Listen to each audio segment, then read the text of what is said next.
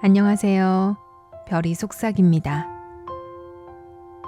오늘 소개해드릴 작품은 이보람 작가의 소년 B가 사는 집입니다. 주인공은 대환이라는 이제 막 20살이 된 청년입니다. 하지만 그에게는 어린 시절 지울 수 없는 사건이 있습니다. 14살에 친구를 죽이고 보호관찰 처분을 받은 뒤 출소한 아이. 이 작품은 그 아이 대환이 다시 세상으로 돌아온 이후의 이야기입니다. 보통 이런 사건은 피해자의 시선으로 다뤄지는 경우가 많죠. 그런데 이 작품은 조금 다릅니다. 가해자의 이야기. 그것도 아주 조심스럽고 낮은 목소리로 문을 두드리듯 펼쳐집니다. 대환이의 집은 아빠가 운영하는 작은 카센터와 함께 있습니다. 그 집은 이제 동네 사람들 사이에선 악마의 집으로 불리고 있습니다.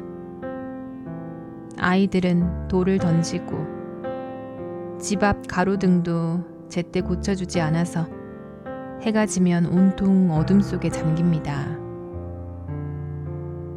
사람들의 시선도 말도 차갑기만 합니다.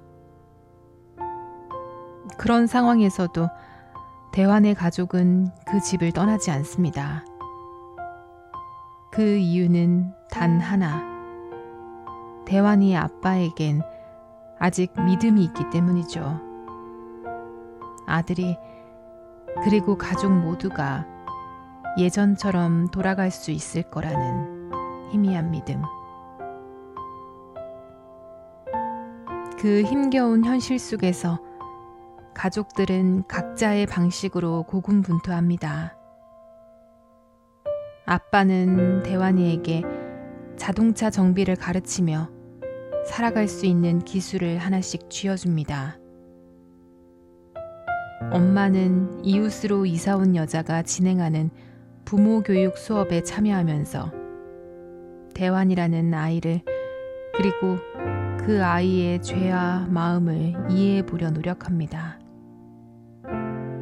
그리고 대환이의 누나 유나는 그날 동생이 죽인 친구 지호의 가족이 제주도에 살고 있다는 사실을 알게 되고 그곳에 직접 찾아가 용서를 구하고자 합니다.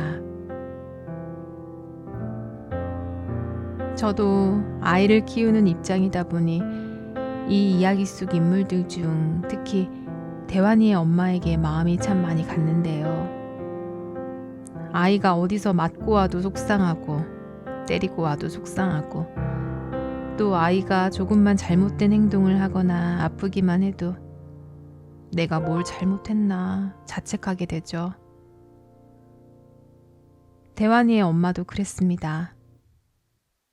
그 사건 이후 끝없이 그 이유를 스스로에게서 찾습니다. 다음은 엄마와 유나의 대화입니다.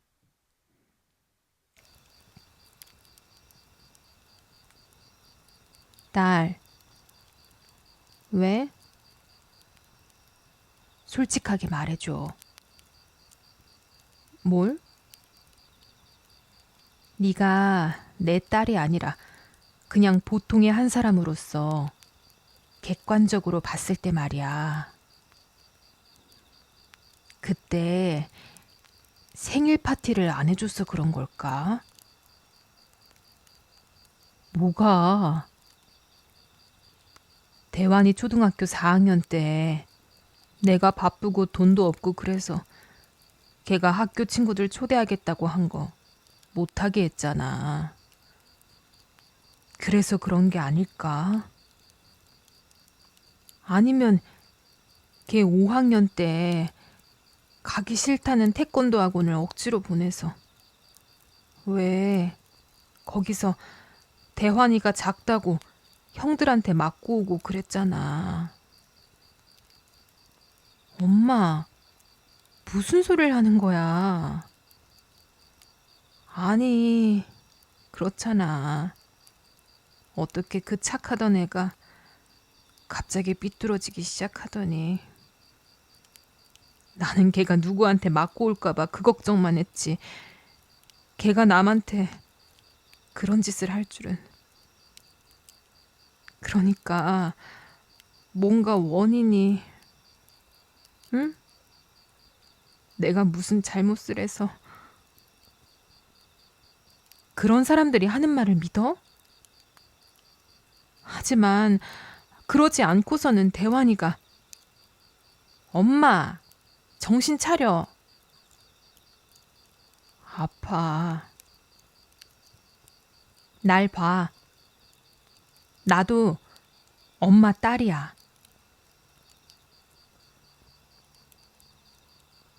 이 장면은 보는 사람도 같이 숨이 막힐 만큼 죄책감과 사랑이 얽힌 엄마의 마음이 참 고스란히 느껴집니다. 지호의 가족을 찾아가 용서를 청하려는 누나 유나. 그 마음을 이해하면서도 엄마는 이렇게 말합니다.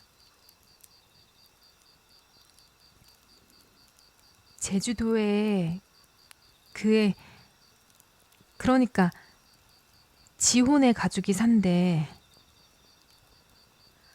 내가 알아보려고 그래서 찾은 건 아니야. 어쩌다 보니 자연스럽게. 요새 페이스북이라고 거기에 너무 낯익은 얼굴이 있는 거야. 걔 누나더라고. 내가 그 집 사람들 얼굴을 어떻게 까먹을 수 있겠어? 그때 대환이를 막 패고 그랬으니까. 그런데 내가 엄마가 싫어하는 줄 알면서도 이런 이야기를 왜 꺼내냐면 걔랑 나랑 몇 개씩 같은 그룹에 가입돼 있더라고. 그 그룹들이 기도하고 용서하고 마음 다스리는 그런 모임들이거든. 그래서 어쩌면 그 집 사람들이 용서해 줄 거라고? 걔 프로필을 봤는데 가족 관계란에 동생을 적어놨더라. 아직도 살아있는 것처럼. 남동생 박지호 14살 이렇게 적혀 있잖아. 난 그게 너무 마음이 아팠어. 너무 미안했어. 그래서 사과하고 싶었어. 시간이 흘렀잖아. 시간 지나면 죽은 애가 살아 돌아온다디? 엄마. 그래. 나 엄마야. 나도 엄마야. 그 마음을 내가 모를 것 같아? 누가 내 새끼를 그렇게 죽였으면 난 당장 달려가서 그 살인범을 찢어 죽였을 거야. 용서? 바라는 것도 하는 것도 다 위선이야.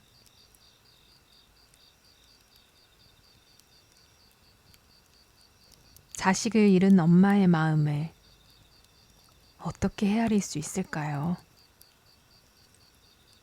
그러니 대환이의 엄마는 용서를 청할 수조차 없는 겁니다. 그리고 대환, 그 역시 매일 자기 자신과 싸웁니다. 소년 B라는 이름에 자신의 또 다른 자아죠. 소년 B는 대환이 안에 있는 죄책감과 두려움, 분노가 만들어낸 존재입니다. 대환이를 끊임없이 몰아세우죠.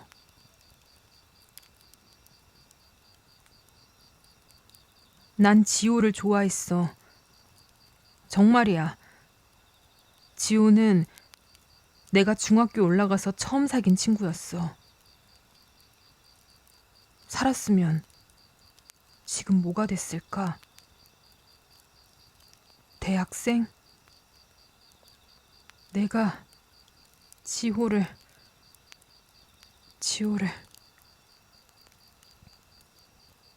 그래, 네가 사람을 죽였지. 왜 그랬어? 왜 안매장했어?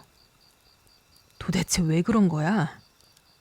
시발, 넌 개 같은 쓰레기 새끼야. 개새끼라고. 넌 사람을 죽이고도 태연하게 잠을 잤고 아무렇지 않게 밥을 먹었어. 넌 사람을 죽이고도 엄마 아빠 얼굴을 보며 무슨 일 있었냐는 듯 아무렇지 않게 잘 살아가잖아. 사람을 죽였는데도 말이야. 난 살인자야. 내 이름은 김대환이야.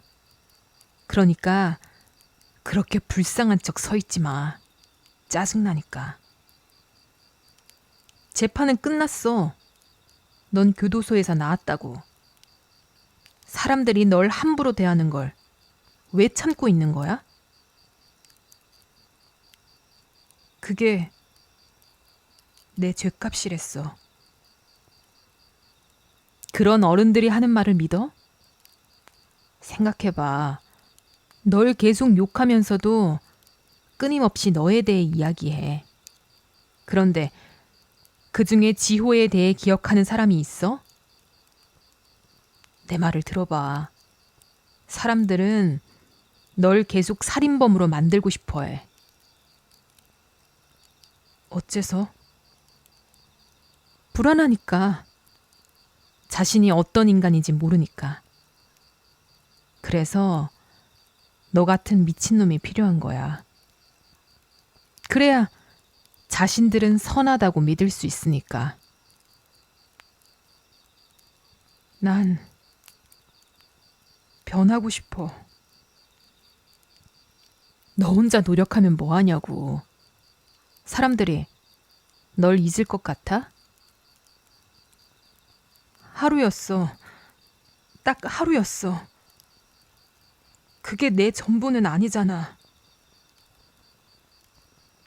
그래서 그러면 없던 일이 되나?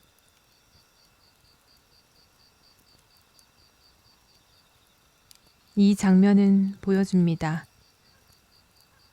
누군가에게 용서받고 싶은 마음과 그럴 자격이 없다고 느끼는 마음이 대환이 안에서 동시에 자라고 있음을요.